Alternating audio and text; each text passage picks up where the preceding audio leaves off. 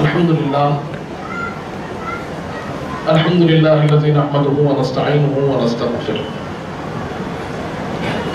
ونؤمن به ونتوكل عليه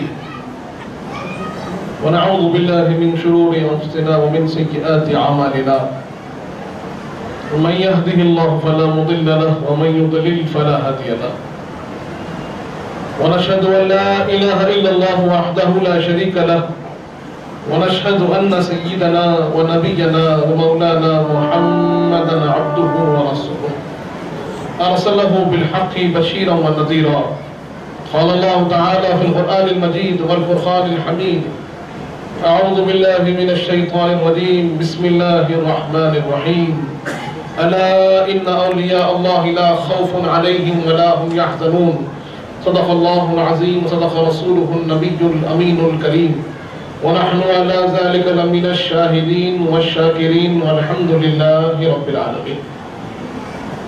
وقال تعالى في شأن حبيبه الكريم إن الله وملائكته يصلون على النبي يا أيها الذين آمنوا صلوا عليه وسلموا تسليما اللهم صل على سيدنا محمد وعلى آل سيدنا مولانا محمد وبارك وسلم. برادران عزیز، جیسے ہم سب جانتے ہیں کہ یہ ماہ مبارک و نسبت سید الاولیاء حضور پیر غوث اعظم دستگیر رضی اللہ عنہ سے ہے، اور یقیناً یہ نسبت کا فیض ہے، یہ پیران پیر کی غلامی کا اثر ہے کہ ہمارے دادا پیر قبلہ حضرت شیخ الاسلام سید محمد بادشاہ حسینی دعیق رحمۃ اللہ علیہ آپ کی تاریخ وصال بھی اپنے پیر و مرشد، اپنے منبع اور اپنے مرکز یعنی پیران پیر سرکار جو تاریخ ہے 17 ربیع الثانی، وہی تاریخ آپ کو بھی حاصل ہوئی.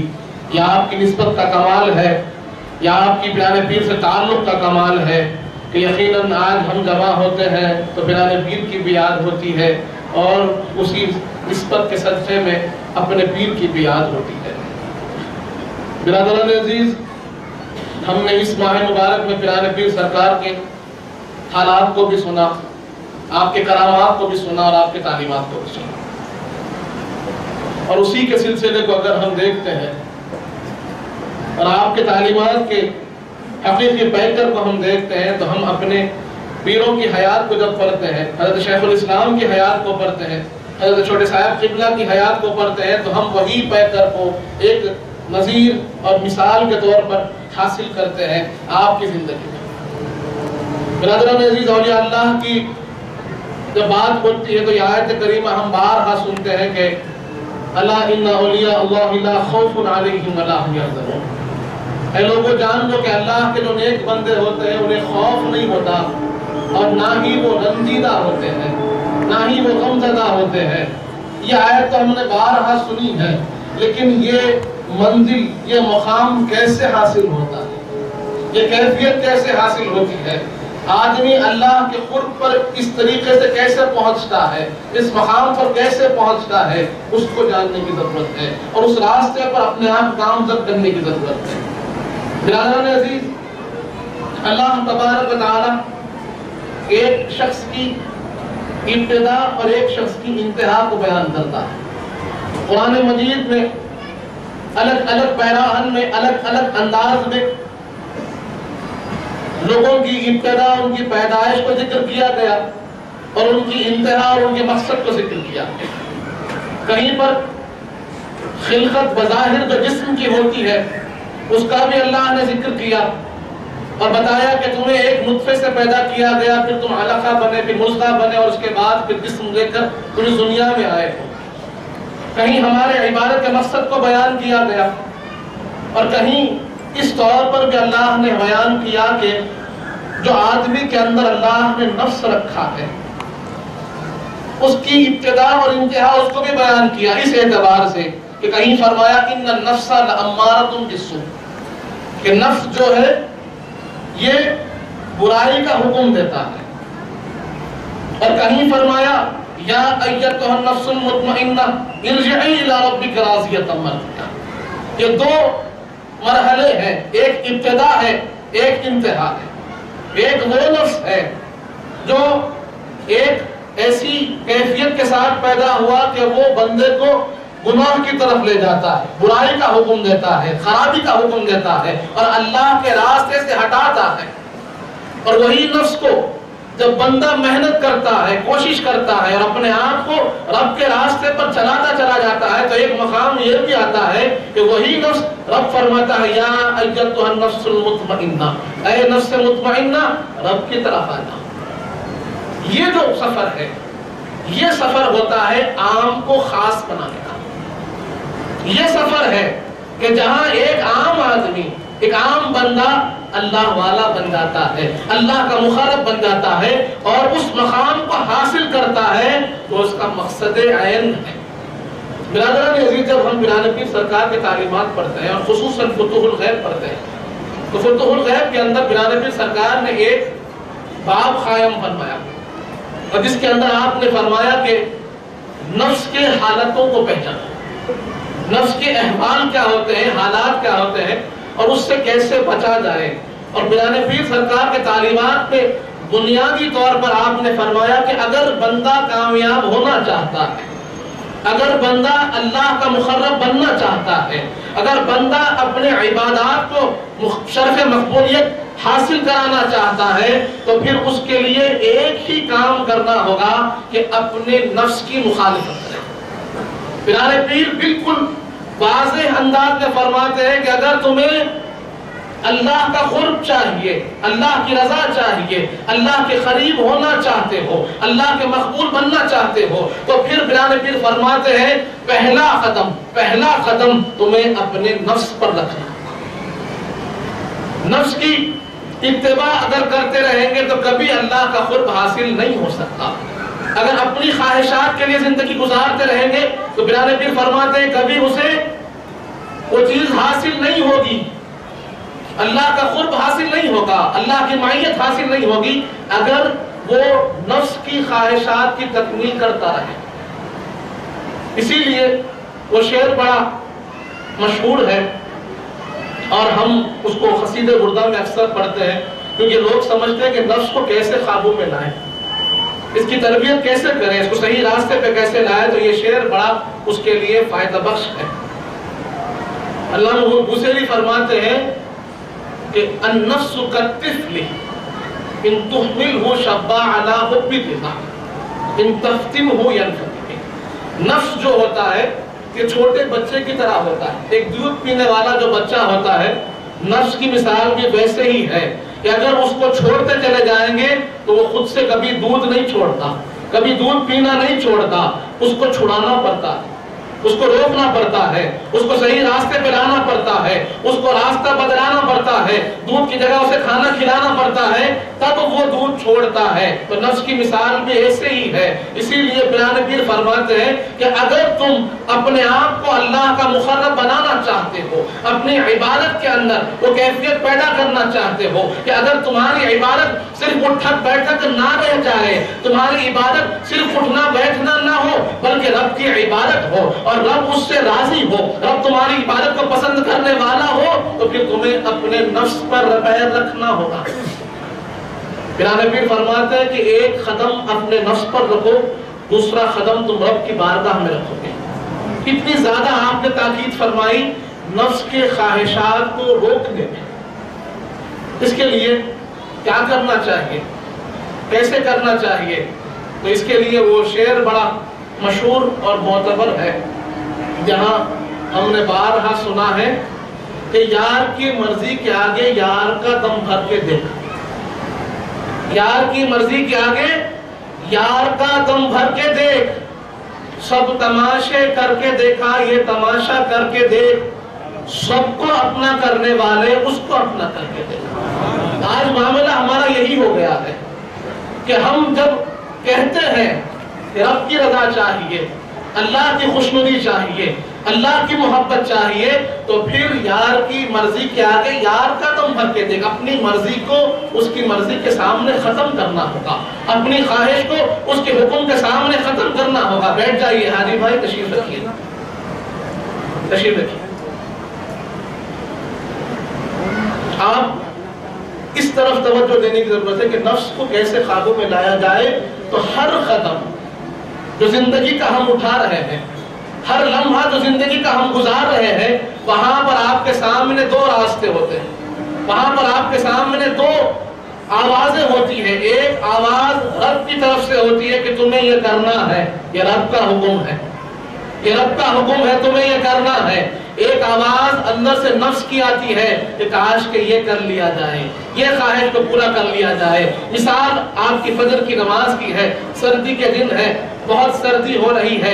اب جب آپ نیند سے اگر بیدار بھی ہو جاتے ہیں تو دل کہتا ہے کچھ دیر اور سو جا، کچھ دیر اور سو جا، ابھی تو وقت شروع ہوا ہے، ابھی تو وقت شروع ہوا ہے. لیکن ادھر آواز آتی ہے حی علی الصلاۃ، حی علی الصلاۃ. اب یہاں پر آپ کے سامنے دو آوازیں ہیں. ایک آواز وہ آرام طلب نفس کی ہے، ایک آواز وہ آرام کی ہے، سکون کی ہے، اور ایک آواز یہ ہے کہ اللہ کی خاطر اپنے آرام کو قربان کر دے، اللہ کی خاطر اپنی پسند کو قربان کر دے، اپنی خواہش کو قربان کر دے. اگر سردی محسوس ہوتی ہے کوئی بات نہیں، ٹھنڈا پانی استعمال کر اور رب کے راستے پر نکل جا. اس طور پر ہمیں یہ بات کو غور کرنا ہوگا کہ دو آوازوں میں ہم کس کی آواز کو پکار لبیک کہہ رہے ہیں، کس کی آواز کو سن رہے ہیں. وہاں سے ہمارا سفر شروع ہوتا ہے کہ نفس ہے تو برائی کی طرف بلاتا ہے. اور پیارے پیر فرماتے ہیں کہ شیطان سے زیادہ سخت نفس ہے، شیطان سے بھی زیادہ سخت نفس ہے جو آدمی کو بھٹکاتا ہے. اور اس کی آواز کو ہر لمحہ ہر جگہ ہمیں روکنا ہوگا اور رب کے حکم کو پابندی سے اس پر غالب کرنا ہوگا، تب جا کر آدمی صحیح راستے پر آتا ہے. پیارے پیر سرکار فرماتے ہیں کہ ہم نفس کو کیسے قابو میں کریں، کیسے اس کو اپنے قابو میں لایا جائے. تو آپ فرماتے ہیں کہ یہ جو سالکین ہوتے ہیں، نیک لوگ ہوتے ہیں، ان کی چند خصلتیں ہیں، ان کی چند خوبیاں ہیں، چند اوصاف ہیں کہ جن کو ہمیں اختیار کرنا ہوگا تو اس راستے پر آپ گامزن ہوں گے. اور اکثر ہمارے ذہنوں میں یہ بات آتی ہے کہ جب ہم سالک کی بات کرتے ہیں، نیکوکار کی بات کرتے ہیں، تو ہمیشہ ہمارے ذہن میں آتا ہے تقویٰ، ہمیشہ ہمارے ذہن میں آتا ہے زہد، ہمارے ذہن میں آتا ہے کہ ہمیں چاہیے کہ ہم صدقہ کریں، خیرات کریں، توکل کریں. یہ صفات ہمارے ذہن میں آتی ہیں. لیکن جب ہم فقہ الغیب پڑھتے ہیں، قرآن پاک کی تعلیمات پڑھتے ہیں، تو یہاں پر آپ نے ایک نیا انداز ہم کو دیا ہے فکر کا. آپ نے فرمایا کہ سالکین کے چند اوصاف ہیں، اور پہلا وصف آپ بیان کرتے ہیں کہ تم اللہ کی قسم مت کھاؤ، اپنے معاملات میں اللہ کی قسم مت کھاؤ، جھوٹی قسم بھی نہیں کھانا اور اس سے بچنے کے لیے سچی قسم بھی نہیں کھانا. ذہن میں خیال آتا ہے کہ یہ کیسی بات ہے. یہاں پر اللہ کی عظمت کو بتانا مقصود ہے کہ ہمارے چھوٹے معاملات کے لیے رب کے بڑے نام کو استعمال کر لینا، ہمارے معاملے کے حل کے لیے، ہماری بات کو ثابت کرنے کے لیے، ہماری مضبوطی کو پیش کرنے کے لیے، ہماری اپنی سچائی کو بتانے کے لیے رب کی قسم کھانا، یہ ایک سالک، یہ ایک بندے کا کام نہیں ہے. تمہارے معاملات چھوٹے ہیں، رب کا نام بہت بڑا ہے. رب کو جب یاد کرو تو اپنے چھوٹے معاملات میں یاد مت کرو، اس کو اس کی عظمت کے ساتھ یاد کرو، اس کی کبریائی کے ساتھ یاد کرو. اور جہاں آدمی کو یہ خیال ہو جائے گا کہ میں اللہ کو ہمیشہ عظمت کے ساتھ یاد کروں گا، تو اسی لیے پیارے پیر فرماتے ہیں کہ قسم کا معاملہ یہ ہوتا ہے آدمی جب پھنس جاتا ہے، مشکل میں آ جاتا ہے تو بچنے کے لیے کبھی قسم کھا لیتا ہے. تو نہیں، ایسا نہیں کرنا ہے. پہلا وصف آپ بتاتے ہیں کہ سالک وہ ہوتا ہے، اللہ کی راہ پہ چلنے والا وہ ہوتا ہے جو کبھی بھی رب کے نام پر قسم نہیں کھاتا. دوسری چیز آپ فرماتے ہیں کہ جب تم اس راستے پر چلو، اس راستے پر گامزن ہونا چاہتے ہو تو جھوٹ سے بچو. دوسری چیز فرماتے ہیں پیارے پیر کہ تمہاری زندگی میں جھوٹ نہیں ہونا چاہیے. برادران عزیز، آج ہمیں اپنے آپ سے سوال کرنا ہے. پیارے پیر فرماتے ہیں چاہے تمہارے زندگی میں کتنی ہی مشکلات کیوں نہ آئے، تمہاری زندگی میں کتنی ہی آسانی کیوں نہ ہو، چاہے تم مذاق سے کیوں نہ ہو، تمہیں جھوٹ بولنے کی اجازت نہیں ہے. برادران عزیز، لیکن آج ہم اس گناہ سے بچنے سے بڑے دور ہیں. ہمارا ماحول، ہمارا معاشرہ اس چیز سے گھرا ہوا ہے کہ چھوٹی چھوٹی باتوں پر نادانستہ طور پر جھوٹ بولتے ہیں، مذاق میں جھوٹ بول رہے ہیں. جبکہ پیارے پیر کی تعلیمات میں یہ ہے کہ اگر تم کو اس راستے پر اگر چلنا ہے، اللہ کے راستے پر آگے بڑھنا ہے، تو تمہیں جھوٹ کو چھوڑنا ہوگا، سچائی کا ساتھ دینا ہوگا، اور ہمیشہ سچ کا ساتھ دیتے ہوئے سچوں کے ساتھ رہنا ہوگا، تبھی اس راستے پر گامزن ہو سکتے ہیں۔ برادران عزیز، ہمیں سوچنا ہے، اگر ہم اللہ والوں کے پاس آئے ہیں، اگر ہم سچوں کے پاس آئے ہیں، تو پھر ہم کیا لے کر جا رہے ہیں، ہمارے اندر کیا چیز میں فرق آ رہا ہے، کیا تعلیم ہم حاصل کر رہے ہیں، کیا ہم نفسانی خواہشات کو ختم کر رہے ہیں، کیا اللہ کے حکم کی اس کے اوپر پابندی کر رہے ہیں، کیا پیرانے پیر کے تعلیمات جیسے ہم کو بتائے گئے بنیادی بات ہے کہ جھوٹ سے بچو، کیا ہماری زندگی میں واقعتاً ہم جھوٹ سے بچ رہے ہیں؟ کوئی بھی حال کیوں نہ ہو، کسی بھی قسم کا ہمارے سامنے مسئلہ کیوں نہ آ جائے، ہم جھوٹ نہیں بولنا، یہ پیرانے پیر کا حکم ہے۔ تیسری چیز آپ فرماتے ہیں کہ تب تم اس راستے پر آگے بڑھو تو لوگوں سے جب وعدہ کرو تو اس یقین کے ساتھ وعدہ کرنا کہ میں کبھی وعدے کو توڑوں گا نہیں، کبھی وعدے کو توڑوں گا نہیں، وعدہ خلافی مجھ سے نہیں ہوگی۔ اور اگر تم کو ایک لمحے کے لیے بھی یہ شائبہ ہو جائے شاید کہ میں اس وعدے کو مکمل نہیں کر سکتا، تو پھر وعدہ مت کرو۔ پیرانے پیر فرماتے ہیں وعدہ مت کرو، اور اگر وعدہ کر چکے تو پھر اس کو نبھانے کی طاقت و ہمت رکھو، اور اس سے پھر پیچھے نہیں ہٹنا۔ برادران عزیز، آج ہمارے معاملات کیسے ہو گئے ہیں؟ ہمیں یہ بات کو جاننا ہے کہ جب ہم اللہ والوں کے پاس آتے ہیں، لوگ کہتے ہیں کہ ہم اللہ والوں سے جڑے ہوئے ہیں، اللہ والوں کی بارگاہ میں آتے ہیں، لیکن پھر ہماری زندگی میں تبدیلی کیوں نہیں آتی؟ اس لیے نہیں آتی ہے کہ جہاں یقیناً نسبت کی وجہ سے بہت سے فائدے ہم کو حاصل ہوتے ہیں، محبت کی وجہ سے بہت سے فائدے ہم کو حاصل ہوتے ہیں، لیکن جو زندگی میں انقلاب آنا ہے ان کے تعلیمات وہ ہم اختیار نہیں کر رہے ہیں، صبح شام میں اس کو ہم امپلیمنٹ نہیں کر رہے ہیں۔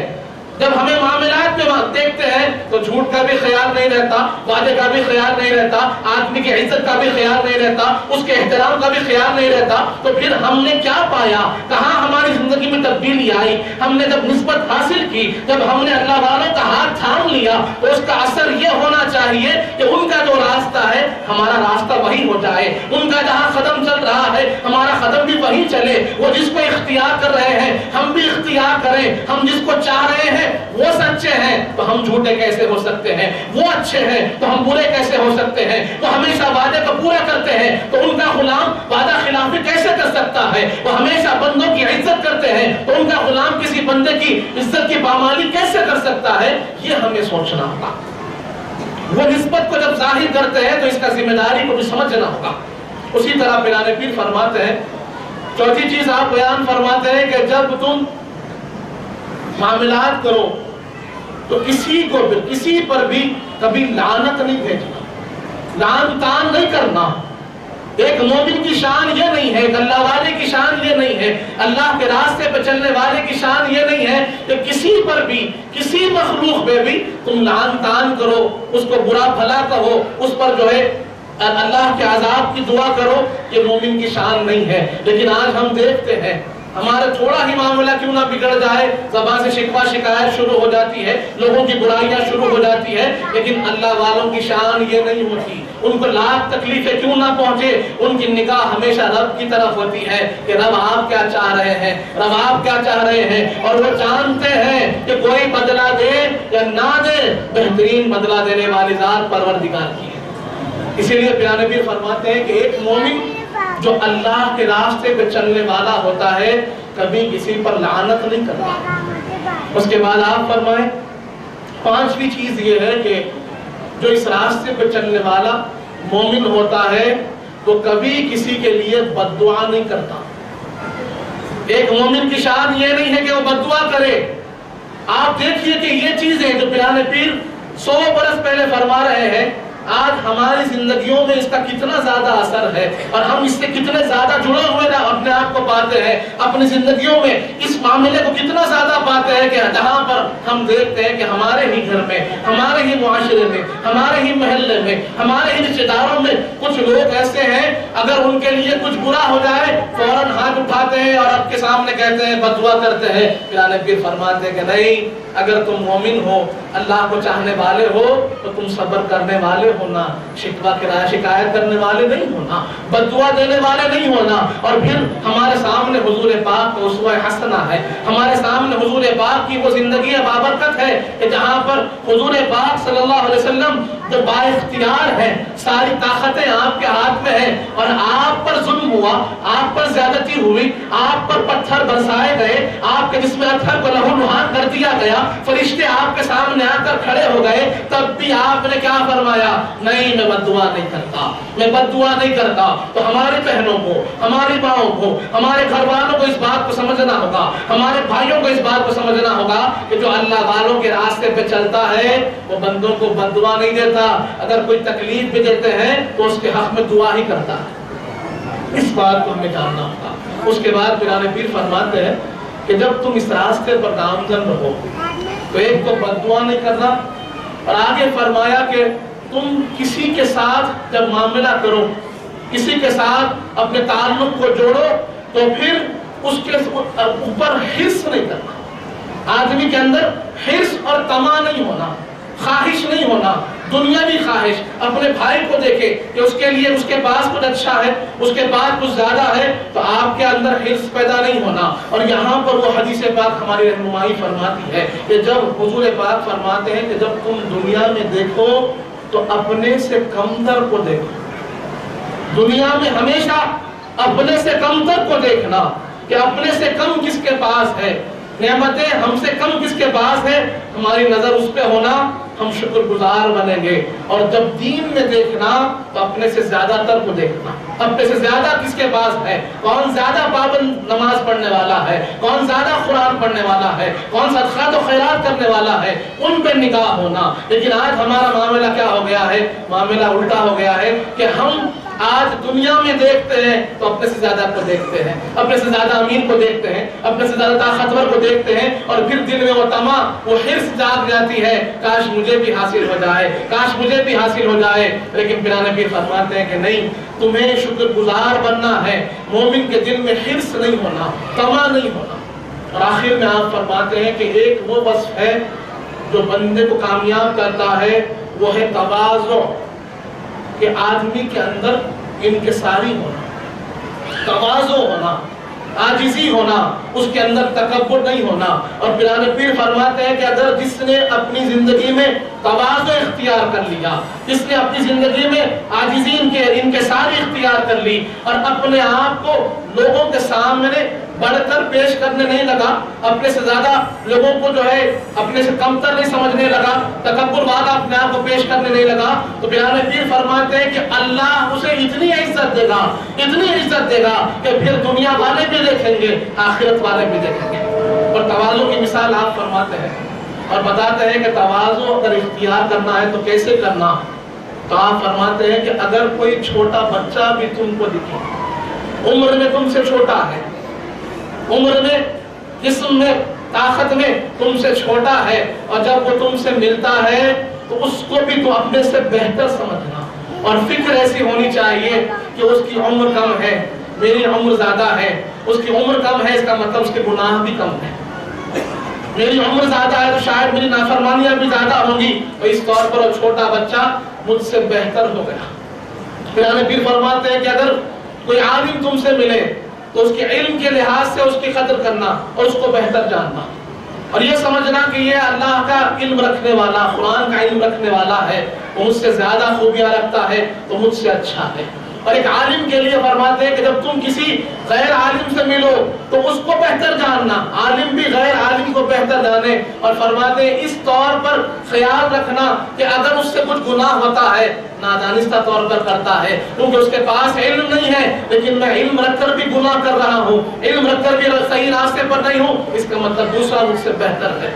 پیرانے پیر فرماتے ہیں کہ ہر اعتبار سے سامنے والے کو اچھا جانو, اپنے کو کمتر جانو, اپنے کو کمتر جانو, سامنے والے کو بہتر جانو, اور اپنے آپ کو رب کے سامنے پیش کرو. لیکن آج ہم دیکھتے ہیں ہمارا مزاج کیا ہو گیا ہے, ہمارا انداز زندگی کیا ہو گیا ہے کہ ہم اپنے آپ کو پیش کرنے میں لگے ہوئے ہیں, اپنے آپ کو بہتر بتانے میں لگے ہوئے ہیں, اپنے آپ کو اچھا بتانے میں لگے ہوئے ہیں. یہ اللہ والوں کی شان نہیں ہے. ہمیشہ چھوٹے صاحب قبلہ فرماتے تھے, سیدی مرشدی فرماتے تھے کہ بیٹے तुम अगर बनना चाहते हो तो फलदार दरख्त बनो।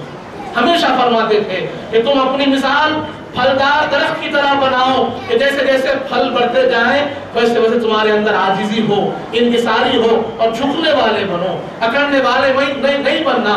कि जो कांटेदार दरख्त होता है वो अकड़ता है, जो फलदार दरख्त होता है वो झुकता है। उसकी कैफियत ये होती है कि उसके अंदर आजिजी होती है, उसके अंदर इंकिसारी होती है। और आगे एक और बात फरमाते थे, ये भी बात याद रखना कि जो फलदार दरख्त होता है उसे ही लोग पत्थर मारते हैं, उसे ही लोग पत्थर मारते हैं। और फलदार दरख्त की खूबी जो होती है, पत्थर खाकर लोगों को फल देता है, ये उसकी खूबी होती है। तो ये चीज है आजिज़ी, इंकिसारी। पुराने पीर फरमाते हैं कि अगर तवाज़ु कोई बंदा इख्तियार करता है अपनी जिंदगी में, उसके अंदर तवाज़ु आ जाए, आजिज़ी आ जाए, इंकिसारी आ जाए, तो फिर वो कामयाब हो जाता है और अल्लाह उसकी कामयाबी का जिम्मा लेता है। बिरादरान अज़ीज़, ये तालीमात है कि जहाँ हम अपने आमाल की कोशिश कर रहे हैं, अपने इबादत में कोशिश कर रहे हैं, वहीं पर इन औसाफ को भी इख्तियार करना ज़रूरी है और इन खराबियों से अपनी ज़िंदगी को बचाना ज़रूरी है। और नफ्स की ख्वाबों के लिए वो वाक़या याद आ रहा है। पिराने पीर सरकार अपनी किताब में लिखते हैं कि हज़रत बायज़ीद बुस्तामी रहमतुल्लाह अलैह एक मरतबा ख्वाब में रब को देखे और अल्लाह की बारगाह में मारूज़ा पेश किया कि परवरदिगार, मैं आपका खुर्ब हासिल करना चाहता हूँ, क्या करूँ? मैं आपके करीब से करीब होना चाहता हूँ, क्या करूँ? तो अल्लाह की तरफ से उनको इशारा हुआ कि बायज़ीद, अगर तुम मुझसे करीब होना चाहते हो तो अपने नफ्स से दूर हो जाओ, अपने नफ्स को कुचल दो, अपने नफ्स से दूर हो जाओ, उसकी ख्वाहिशात से दूर हो जाओ तो मुझसे करीब हो जाओगे। तो हज़रत बायज़ीद बुस्तामी फरमाते हैं, फिर मैं अपने नफ्स से ऐसा दूर हो गया जैसे सांप अपनी कचली को छोड़ता है। कैसे कचली को छोड़ता है, वैसे छोड़कर मैं अपने नफ्स से दूर हो गया। और जैसे जैसे मैं नफ्स से दूर होता गया, उसकी ख्वाहिशात से दूर होता गया, उसकी तमन्नाओं से दूर होता गया और अपनी जिंदगी में अल्लाह के अहकाम की पाबंदी करता रहा, तो एक मकाम ये भी आया कि मैं रब से करीब होता चला गया, रब से करीब होता चला गया। तो ये मामला क्या है कि आदमी जब अपने ख्वाहिशात को फना करता है, अपने ख्वाहिशात को मिटाता है, तो फिर रब से करीब होता है। लोग पूछते हैं ये फना का मामला क्या है, ये बका का मामला क्या है? तो फना का मामला यही है कि आदमी अपने ख्वाहिशात को फना करे और रब के हुक्म को साबित करता चला जाए। तो लोग कहते हैं ये फना फी शेख का मामला क्या है? ये फना फी शेख, ये आपकी फनाइयत के रास्ते की पहली सीढ़ी है कि आदमी कैसे बने, कैसे अपने ख्वाहिशात को खत्म करे। तो अपने शेख को देखें, जिंदगी गुजार रहे हैं वैसे जिंदगी गुजारें, कैसे वो अमल कर रहे हैं वैसे वो अमल करें। उनकी नमाज ऐसी है, हमारी नमाज वैसी हो। तो ये आदमी अपनी ख्वाहिश को, अपनी मर्जी को अपने शेख की अदाओं में फना कर दे। इसीलिए दादा पीर क़िबला का वो शेर याद आ रहा है कि आपने फरमाया, लईक़ अब इश्क ने इस तरह सूरत बना दी है, लईक़ अब इश्क ने इस तरह सूरत बना दी है कि अपने आप पे होता है धोखा उनकी सूरत का, कि अपने आप पर होता है धोखा उनकी सूरत का। कि आदमी को चाहिए क्या कि आदमी अपने ख्वाहिशात को, अपनी मर्जी को रब के हुक्म पर फना कर दे।